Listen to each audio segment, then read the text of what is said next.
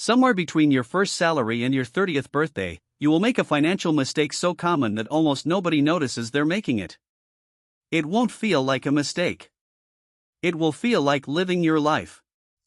And by the time most people realize what happened, they'll be 10 years behind where they could have been, with no clear reason why.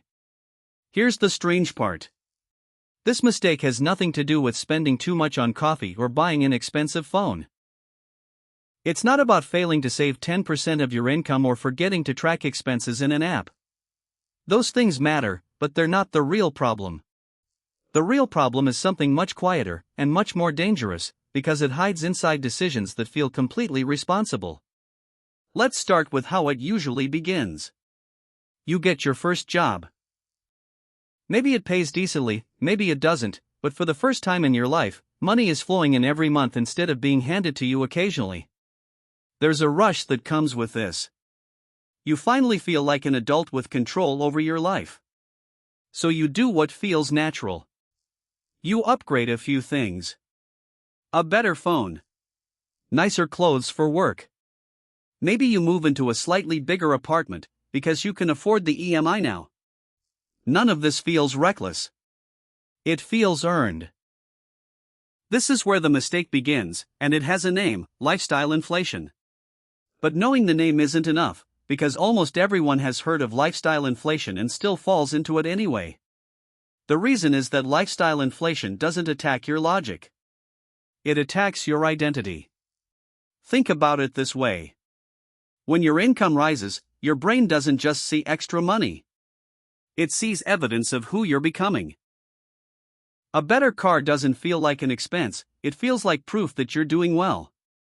A nicer apartment doesn't feel like a decision, it feels like a reflection of your progress in life. So every time your salary increases, your spending quietly increases with it, and it feels less like indulgence and more like identity maintenance. This is why the mistake is so hard to see. You're not being lazy or careless. You're being human. Your brain is wired to compare your current life to your past life, not to some imaginary version of your life where you invested instead of upgraded. If last year you lived in a small room and ate at home most nights, and this year you live somewhere nicer and eat out more often, your brain registers that as growth. It never asks the question that actually matters: growth compared to what? Here's where it gets interesting. Imagine two people, both starting their first job at the same salary, same age, same city. One of them gives in fully to lifestyle inflation.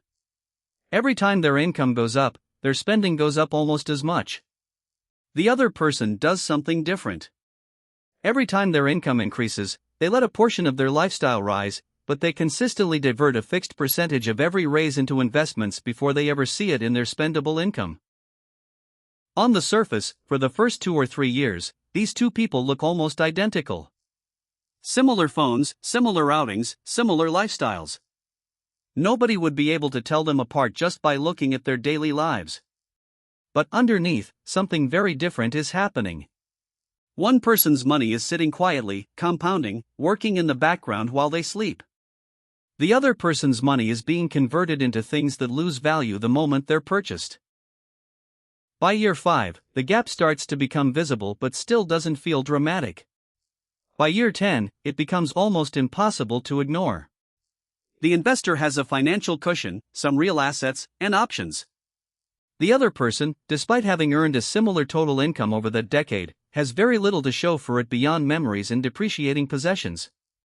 And here's the part that stings the most: neither of them consciously chose this outcome. It was the accumulation of dozens of small, seemingly reasonable decisions made before the age of 30. This is the trap.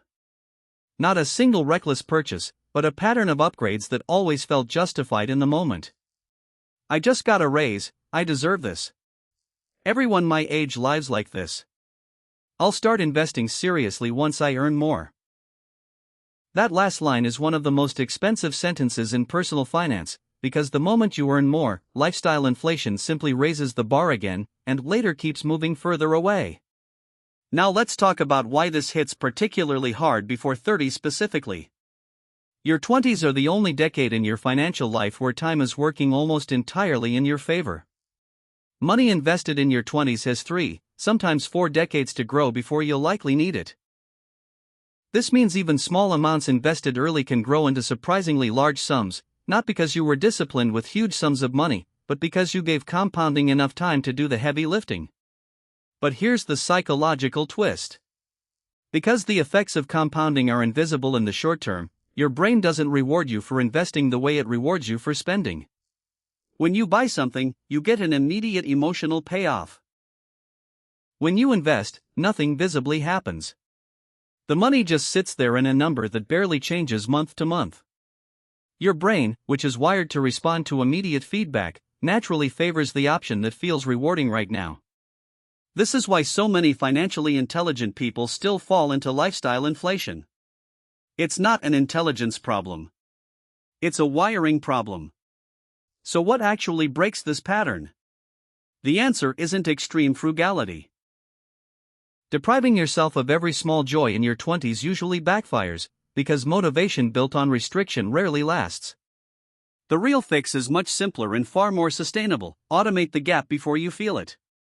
Whenever your income increases, whether through a raise, a bonus, or a new job, decide in advance what percentage of that increase will go directly into investments before it ever touches your regular spending account. Not after you've enjoyed the extra money for a few months. Immediately. This works because it removes the decision from your daily willpower. You're not fighting the urge to upgrade your lifestyle every single day.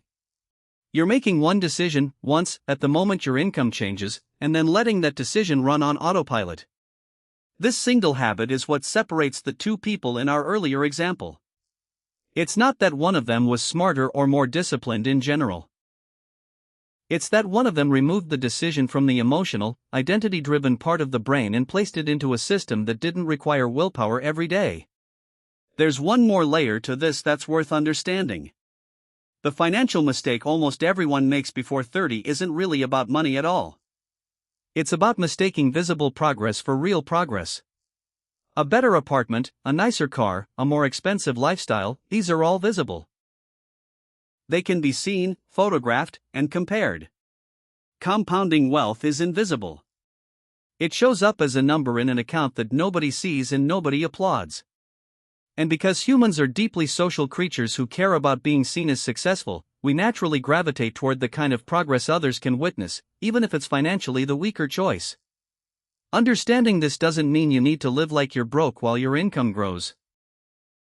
It means being intentional about which parts of your lifestyle rise with your income, and consciously deciding in advance that a portion of every future increase belongs to your future self before it ever belongs to your present one. Because the truth is, nobody looks back on their 20s and regrets investing too early. But plenty of people, somewhere in their 30s or 40s, quietly wonder where all that money actually went, when on paper, they were earning more than enough to build real wealth. The mistake was never a lack of income. It was letting lifestyle catch up to income every single time it rose, instead of letting a portion of that rise work quietly in the background, for a version of themselves that hadn't arrived yet, but was always worth building for.